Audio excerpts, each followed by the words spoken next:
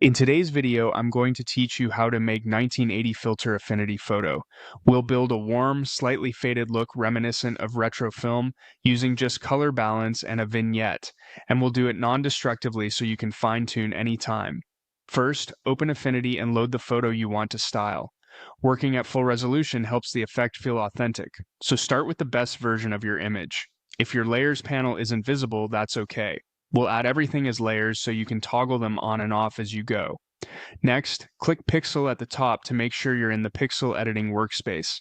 This ensures the adjustments and live filters behave as expected for raster photos. Now add a new adjustment layer, choose color balance, and start shaping the tones.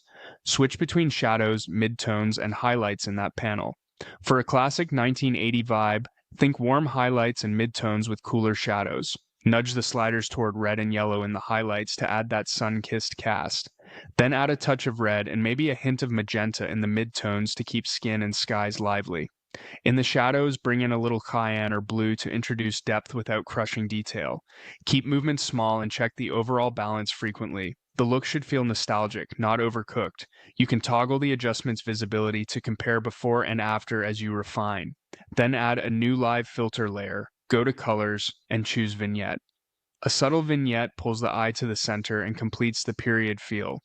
Reduce the brightness slightly to darken corners, adjust scale to control how far the effect reaches, and soften the edge with feather or hardness so it blends naturally.